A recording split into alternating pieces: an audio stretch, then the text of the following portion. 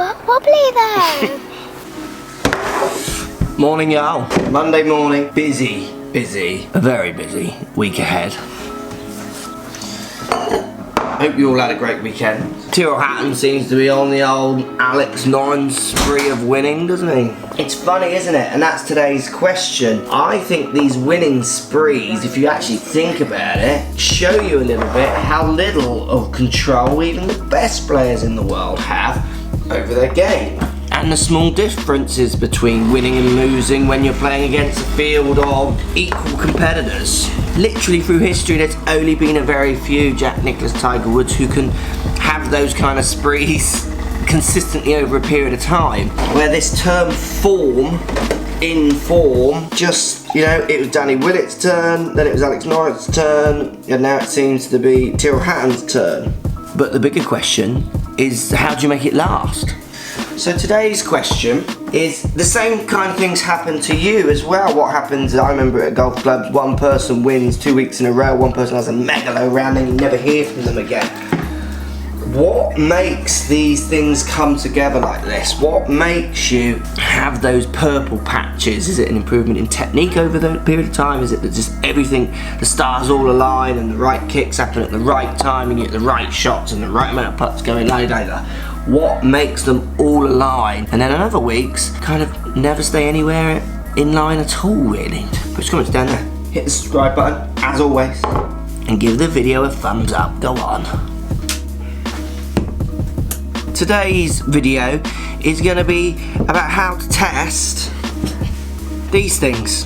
Golf clubs. I've got some over there that I'm not allowed to show you yet, which I've got to go and test, got to go and hit shots with. Let's talk to you about my ideas of testing, which will help you when you go to your custom fits and questions to ask, maybe, those kind of ideas. What you should be thinking about when you're testing clubs. Let's show you what I mean.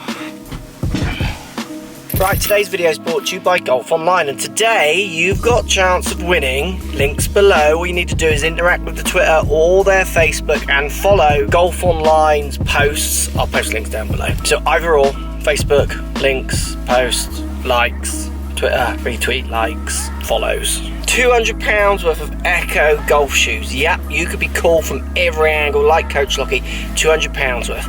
Get involved down there. It's the time shift bit. Go back to the video. You'll come back to this bit later.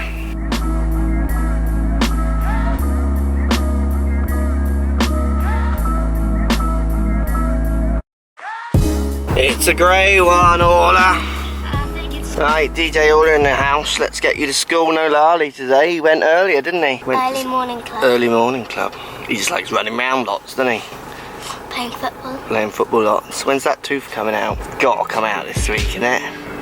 Wobbly though.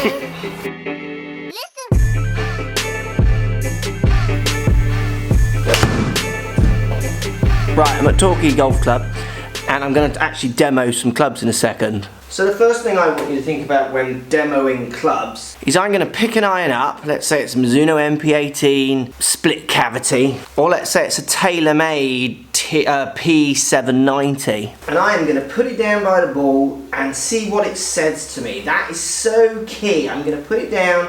Do I like the looks? Do I like how it feels? Do I like what I think it's trying to say to me? And what I mean by this, if you've got certain shot shapes, so I'm here at Torquay and Dan's actually back in France. He just loves playing golf in France, that one. So he's not with us, but he always has an issue with offset because he overdraws. So if he puts a club down that doesn't have the right amount of offset for him or has too much, he instantly has an opinion on what that club will do before he's hit it. And you've got to work with that. So what I mean by that is you've got to work that into the whole process, because you're going to have to play with these clubs day in, day out. You're going to have to put this 6-iron down behind a ball when there's a lake up the left or trouble on the right, and you're going to have to work in your feelings, misconceptions of look into the whole process of you playing golf.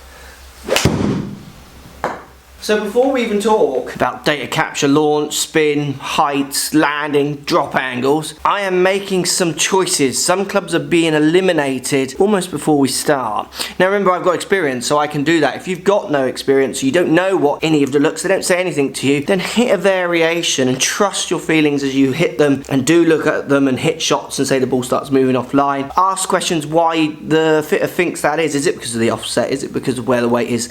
All those kind of things. But always think, you know, you do have to play with these irons. You're the one who's going to have to go out there and compete. You've got to like what you're looking down at.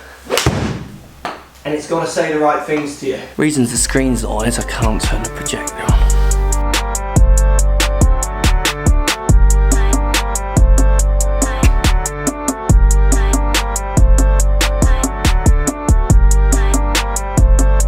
So next idea, indoors, hitting driver. Everyone falls foul to this. I even have. Anyone watching my videos? I am at the moment using the Great Big Bertha Epic, where for lots of this year I've used the sub, and I've enjoyed the sub, but I've just got a little push cutty with it. Even though this one gives me the best distance numbers, I'm finding as I play with it longer that this one, the Epic, weight neutral for me, is giving me more options. I think a draw when I need it, fade when I need it, and a straight one, where I was having to work very hard to draw this one. So that's me falling for the longest distance, and it's not falling, I would say, because what you've got to remember with custom fitting and when you're buying clubs, it's not always about the latest and the greatest, or thinking that one club is better than the other. There isn't one that's better than the other here, but at the start of the season, most of the season, I felt like this was better, where now I'm feeling like this one's better. That doesn't mean I'm not going to go back to this. So I think people read it's very black and white. Here's a new club, it must be better. That's not always the answer. The manufacturer will say it's better, where really what they're saying is it is different to last year. Here's what's different to last year. We have squeezed more distance out of, say, a different strike on the face, but you might not be hitting it in that place. So try your hardest not to turn your driver fittings into long driving competitions. That one's not far from the middle. Only carrying 248 though. Gonna have to warm up a bit. So always the best way to try these clubs, if possible, is to collect data, dry ball data inside on a range, a controlled environment, and look at what a club can deliver to you, a loft that can, a loft can deliver for you, what a dialed-in neck might do for you. But if you can take it out on the golf course, that's where you're gonna start to see patterns of shapes, patterns of not wanting to hit it in certain trouble on a certain side, and this driver helping you with that or not. You won't see them inside as much. So what I want you to do, if you're doing it inside or in controlled environment, even on ranges, is I want you to hit your standard shots that the fitter wants you to hit, and then if they're not keen to watch you, hit what I would call your gaming shot. So I want you to say to the fitter, look, I want to imagine there's, like, you can't go past this flag on the right, that's out of bounds, so I'm going to aim further left, hit my shot I would hit if I was playing on the course. I want to see those numbers. Do you see what I mean? Because you're going to do that with the club on the course. Can you do that? Is it producing the same numbers as when they're just giving you a wide open range and you're just whacking the ball often as hard as possible to persuade yourself and your family that it is worth you spending £400 on this club? I did hit it further. Wife, we don't need that holiday. I do need extra 12 yards off the tee. See what I'm saying? So play some gaming shots, put some trouble in your mind, challenge yourself to hit the shots in a truest situation as possible, because that is all that's going to happen when you get out on the golf course with these clubs. Most classic statement, see it on social, I saw it for years as I worked in pro shops, hit the ball, I hit this club great, as soon as I paid for it, took it out on the course, it didn't work. Well, then you've not tested it correctly. Right, fun morning testing here at Torquay, time to get back. Right, time for some lunch. Let's answer your questions. Morning, bro. A quick question about chipping. I'd just like to know how I could stop using the leading edge. Would be nice. Any tips would be great. Cheers, bro. Right, good question. Obviously someone who struggles and still kind of does a bit with their chipping, but my chipping's been a little better recently. The thing that's really helped me is thinking about my left side in a more constructive way. So actually there's two really good tips that help me. So the first one was one James Ridyard gave me. I tend to, and you'll see Rory do it as well, get very tilted this way when I'm chipping. So people go ball back in stance, hand forward, tilt a lot. What happens is this makes my low point a little early, and then you see the kind of chase to try and get the ball. That's where lots of duffing and leading edge shots would come in. So I've actually tried to start straighter.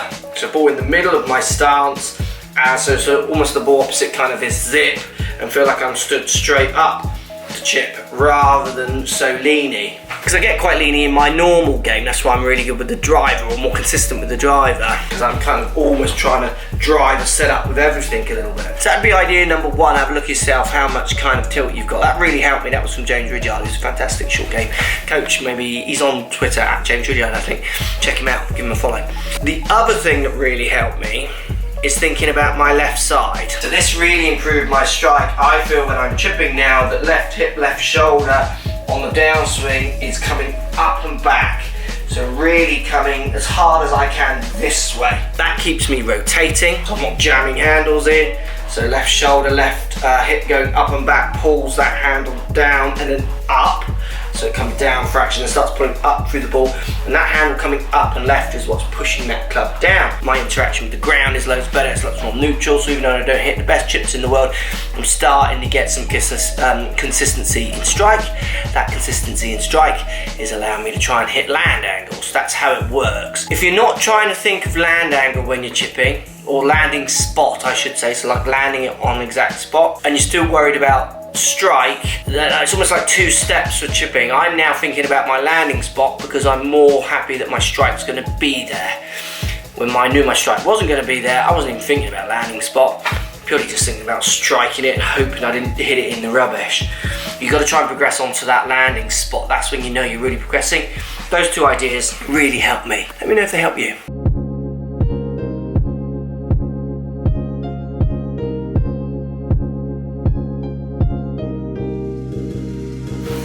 That is windy out there. That two's still not blown out.